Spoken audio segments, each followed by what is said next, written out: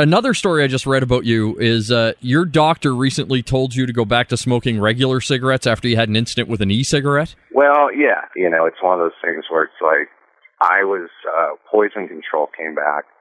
And it was, and to clarify, it was a e-cigarette that I bought in Poland, and the ingredients had a high dosage for some reason of antifreeze in it, and high dose of ethanol and nicotine. And I guess they were using the antifreeze to create the smoke or whatever it was, but it was just, I'd smoked these things for 9 months, and I was like, smoking it all day long, every day, and it came to the point where I came down and my assistant was like, "What's wrong?" And I couldn't even put a sentence together. Like I was slurring, and they rushed me to the hospital and poison control, and they had heart monitors on me, and their 8 doctors were racing around. They thought my kidneys were going to collapse, and I didn't really know what was going on. And the poison control came back and said the equivalent of high doses of nicotine and basically poisoning from antifreeze was the equivalent of doing 33 packs a day of nicotine. Wow. So it was a super incredible high dose, and so that put all the doctors in fear, so they had me doing full body CAT scans, and it was kind of a scary moment, but they went through every organ, and they're like, "We don't get it. Your heart looks great, your lungs look great, your kidneys look great." And I'm like, "Are you sure you got the right test?" He also did say, if you're going to smoke, you can't just stop, because of the high doses.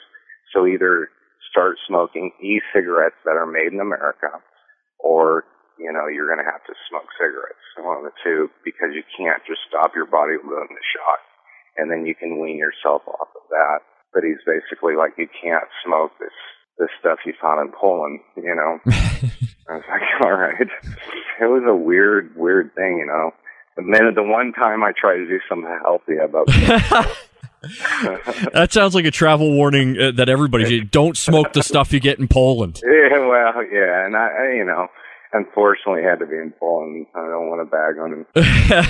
But it was just a mall I walked into. They sold at a mall, and I bought all this stuff, and it's all in Polish, so I couldn't read what was in it. But Carrie, my sister, was like, didn't the skull and bones on the thing give you a hint that maybe it was poison? I go, yeah, but I bought it in the mall, It was kind of a weird thing. And skull and bones are cool. Yeah, I thought that's the reason I bought it. Yeah. Come on now, use your head. I see skull and bones, I'm buying it. Exactly. You do something very, very cool every now and then. You do these live feeds just right out of your house, which really lets the fans in. Do you ever look back after you do one and go, "Oh man, we should not have put that on the internet"? Oh, every time.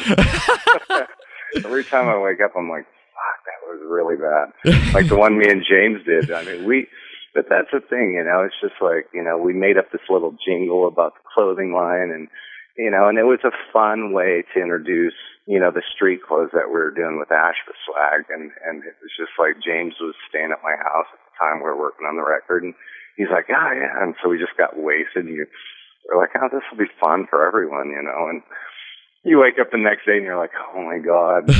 But the fans really enjoy it. And you connect with the fans. And at the end of the day, we are real people. And we just love to have fun. Yeah, I watched a few of them, and they are great to watch.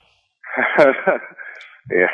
They are fantastic. I want to get invited over for one of the live feeds because it seems like a blast to be part of. Yeah, we get out the moonshine and just get stupid. Yeah, it sounds like a good old time to me. It's fun though, because it's like, it's not like you're sitting there trying to be too cool for school. It's just like, this is me. I'm a dork and I'm having fun and I don't give a shit.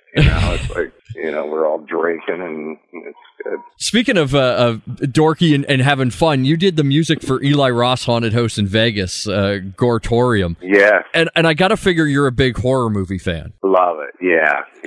Big fan of Eli Roth stuff too, So I did it, because of Eli Roth, not because, it was a haunted house thing. And I knew it was a really niche type album because it's just for a haunted house, and it was geared around the whole story that Eli Roth wrote for the Goretorium, which is the Delmont Hotel. And Mr. and Mrs. Delmont kills their guests and feeds them to the next guest, and then blah, blah, blah.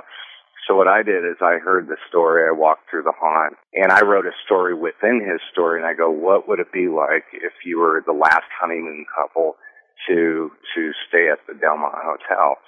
And so I just got this idea in my head, and I wrote 19 jingles on the Goratorium soundtrack, and it was something that was just so fun for me to do. It was, I did it in my house, and I had 2 weeks to write and record every piece of music, and not only did I, have to write the dialogue and blah, blah, blah, but every cricket noise, every, raindrop, every little thing, all the Foley sounds were done right here at the home too, which was a lot of fun. Yeah, that's very, very cool. And you said you're a big horror fan. What are your fave horror flicks out there? Like, what are your go-tos?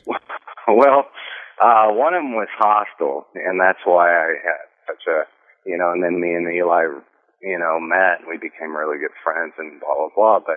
And he told me, he goes, you got to watch Cannibal Holocaust. And once I watched that became my new favorite movie. I was like, whoa, this is heavy. And it's like a 1970s film, but it was awesome, and he's turned me on to some really cool movies that are really out there.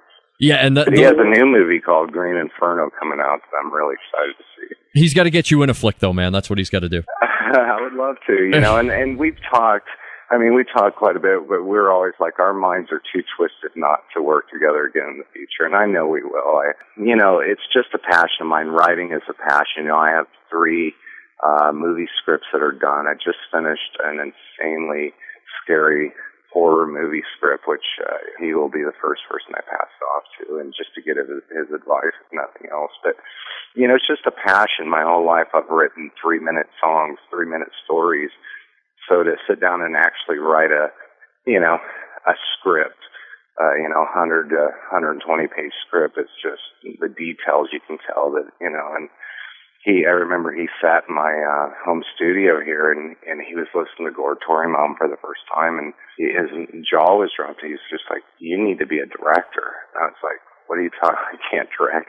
He goes, but you can, because you're directing a movie without a picture right now, which is incredibly hard to do. That's harder than actually directing a film. And so, it kind of opened my mind to, oh, wow, that'd be kind of cool to do one day, but, he just really inspired me and opened up a whole new door. So, it's fun. That's awesome, man. And when you get the movie done, we'll talk again. Sorry I kept you so long. There's just you got so much shit going on, man. Yeah, no, it's fun. Yeah, I'm excited, and right now we just landed all 8 Circus Alea comps with Ashba Media, and we got 9 jobs going on right now with that. It's just a busy, busy life. Yeah, you got the iPhone app, the clothing line, the cars. You're doing it all, brother. Yeah, trying to.